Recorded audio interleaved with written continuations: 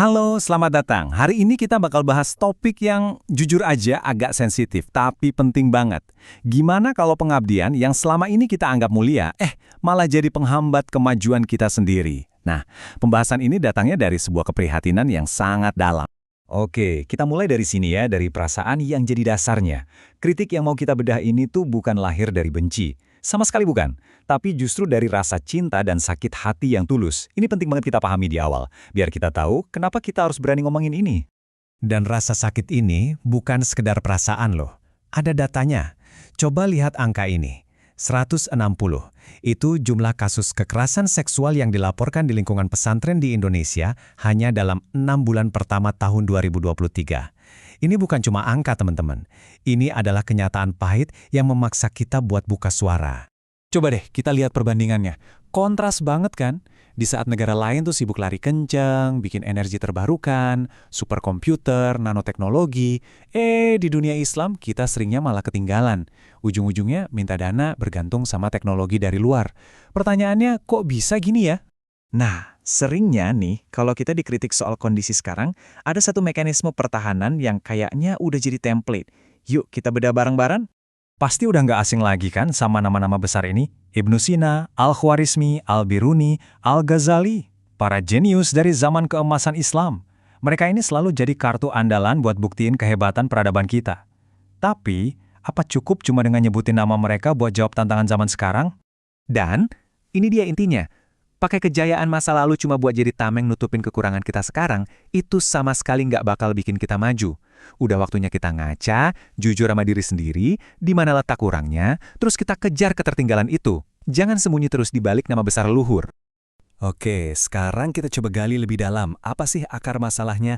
Jadi, ada garis yang tipis banget antara rasa hormat yang sehat sama pemujaan buta atau yang kita sebut kultus individu. Dan seringnya, disitulah biang kerok mandeknya pikiran kita. Coba kita bedah satu-satu ya. Tawadu atau rasa hormat itu sifatnya dua arah, timbal balik. Dasarnya etika, adab, dan ada kesetaraan. Nah sebaliknya, kultus itu jalannya satu arah, atas ke bawah, feodal banget. Dia menciptakan hierarki di mana satu orang dianggap selalu benar, nggak boleh dibantah, dan wajib dipatuhi.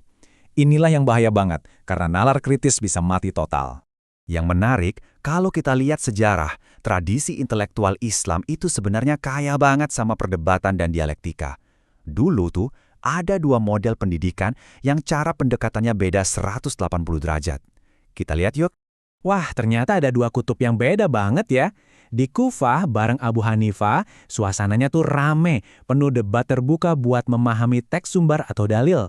Sementara di Madinah bareng Imam Malik, suasananya justru hening, khidmat, penuh hormat pada dalil itu sendiri. Ini bukti kalau tradisi intelektual kita tuh nggak pernah seragam. Jadi gampangnya gini, model Kufah itu fokusnya ke nalar manusia. Tujuannya itu berdebat habis-habisan, adu argumen, buat cari cara terbaik menerapkan teks suci di kehidupan kita sehari-hari. Gurunya, Abu Hanifah, di sini perannya lebih kayak fasilitator. Nah, beda banget sama model Madinah, fokusnya adalah penghormatan mutlak ke sumber ilahinya. Karena yang diajarkan itu wahyu, yaitu Al-Quran dan Sunnah, ya sikapnya harus diam, dengarkan dan serap. Otoritas tertinggi ada pada teks sucinya. Terus apa dong yang bisa kita ambil dari semua ini? Gimana caranya kita bisa bergerak maju? Kayaknya sih jawabannya ada di gabungan antara dua tradisi hebat ini.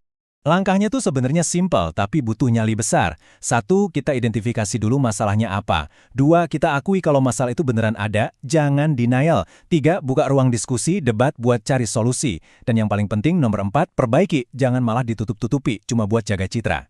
Jadi, solusinya itu ada di sini. Kita harus gabungin keduanya. Kita butuh rasa hormat yang mendalam pada Al-Quran dan Sunnah, persis kayak model Madinah. Tapi, pas ngomongin gimana cara menafsirkan dan menerapkannya di zaman sekarang, kita harus hidupkan lagi semangat debat dan adu nalar ala model Kufah.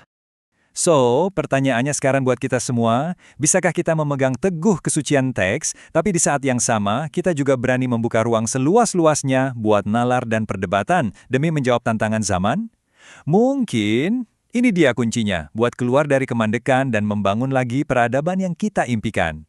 Coba deh Anda renungkan.